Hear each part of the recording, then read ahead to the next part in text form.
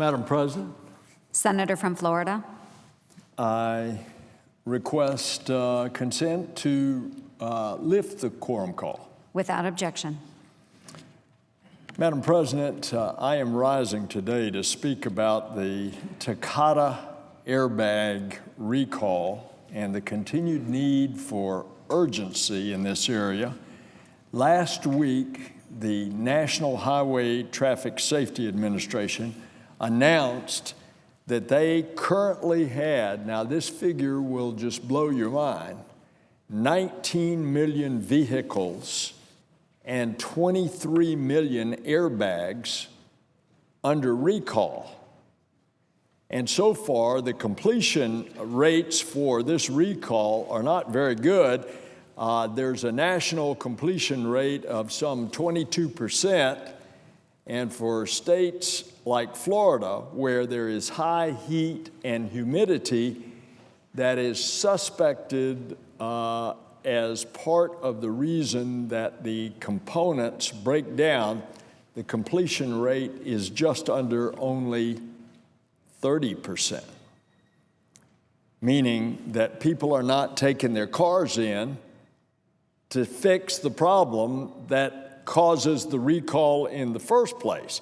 Now, Takata started running ads through the print media and social media, and Honda is running ads to get consumers to a dealer to replace their defective airbags. And I'm also aware that to boost replacement inflators, 3 other airbag manufacturers are helping to manufacture them. So I want to take this opportunity, wherever this message can be delivered to consumers, you better take your car, if it's under recall, and get it into the dealer in order to get a replacement airbag.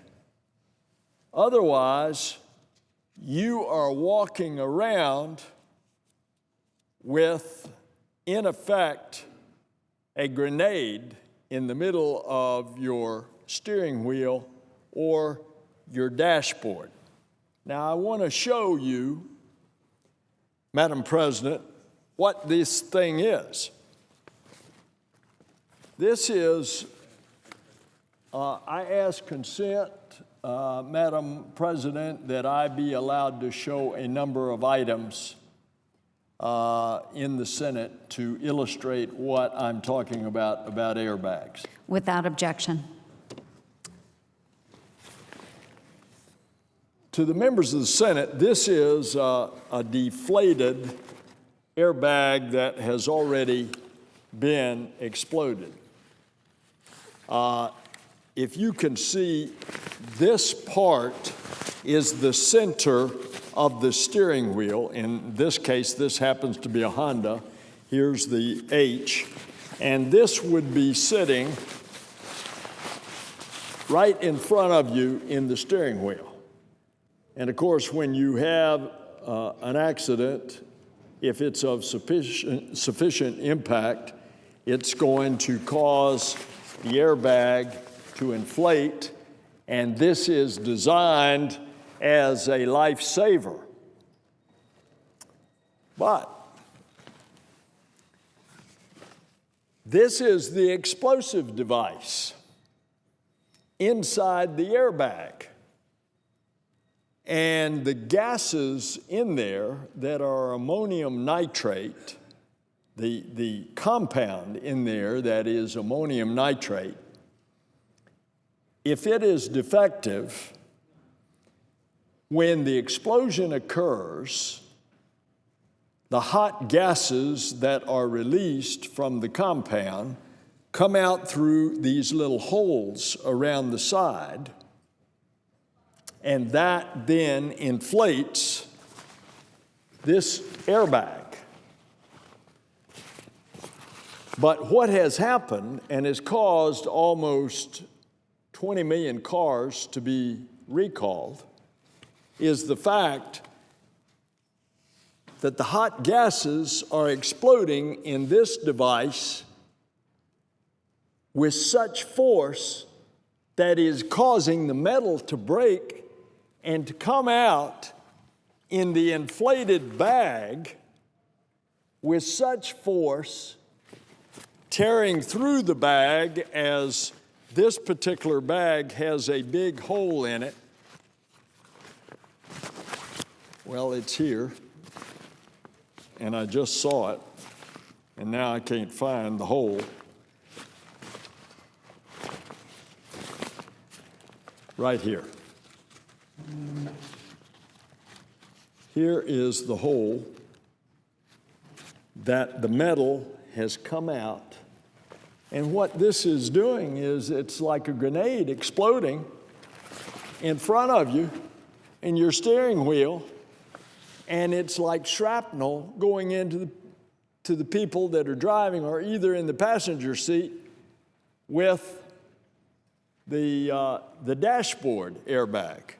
Well, we're finding out now, just a few months ago, there is the explosion of one of the side airbags. In some of the cars, in the doors, there are side airbags so that if you get hit from the side, you get that protection. But lo and behold, that's throwing out shrapnel as well. And so I want to show the Senate what this is like when these inflators explode. Madam President, this is an inflator inside the device that I just showed you.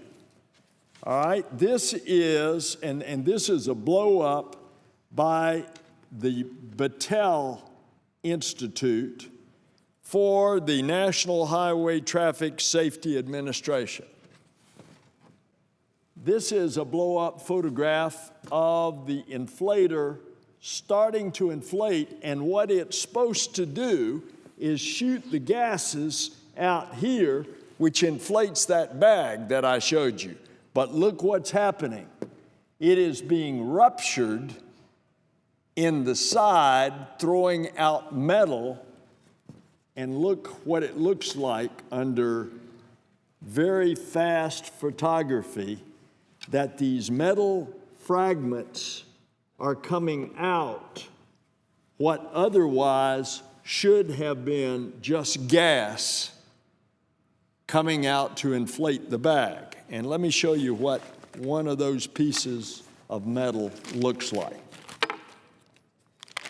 So,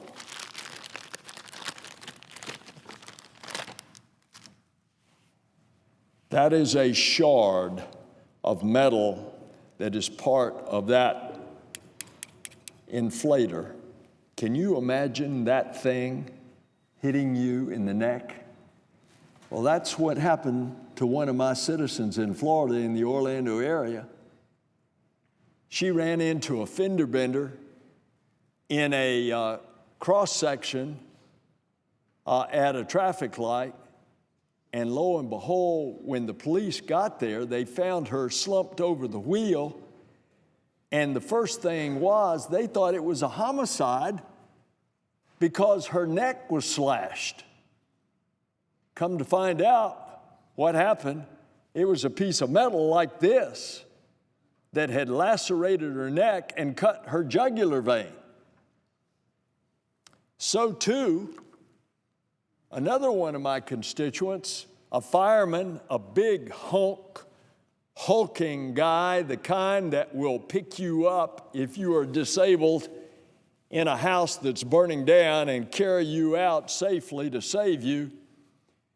Well, he won't be a fireman anymore because one of those metal fragments hit him in the eye, and he is blind in one eye. And that's just two incidents of some close to scores across the country, of which there are a handful of deaths. So, if a jagged piece of metal can cause severe injury because it's coming to you at high speed, don't you think If you have one of these vehicles that's under recall, you better get it in to your dealer to have it replaced. And to check to see if your car is under recall, because sometimes people don't get it in the mail or they don't open the mail. If you go to www.safecar.gov, safecar.gov, put in your car's vehicle identification number, the VIN number, then you can see if your car is on a recall list. Now, those that are on the recall list that I mentioned earlier, unfortunately, they may not be the last that we hear of the recall, because the New York Times has just reported that a study had been commissioned by Takata with Penn State showing larger issues with the use of ammonium nitrate in the airbag inflators. In addition, there was another incident just this past June where a Takata side airbag ruptured in a relatively new 2015 Volkswagen. And just a week ago, General Motors recalled 400 vehicles that may also have defective Takata side airbags. And so it raises the question, are any of the Takata inflators safe? Last week, Senator Thune and I sent a letter to Takata asking for additional documents and information regarding these side airbags. And we also asked more questions about the use of ammonium nitrate. Last week also, the National Highway Traffic Safety Administration announced that it may be considering to expand its recall to all the model year vehicles with any Takata airbag. NHTSA must use all of its tools under the law to maximize consumer protection. These potential grenades stored in a steering wheel or a dashboard must get off the road. The American driving public cannot afford any more wasted time. And don't we think that these corporations that are causing this outrageous situation that has killed 7 people in the United States and severely injured dozens more, don't we think that they ought to be held accountable? If executives at Takata knew about their defective products, and if they knew that and did nothing, or worse, if they covered it up, then they ought to go to jail. Not another fine, not another settlement. Somebody ought to be going to jail. Lying about a danger of this magnitude is a criminal act. We have a crisis of consumer confidence in the vehicle safety area. Certainly that's been demonstrated with these Takata airbags. What about General Motors' misinformation and lack of information and outright deception about the defective ignition switches? And now, what about Volkswagen's deliberate efforts to lie and to cover up about emissions from its diesel vehicles?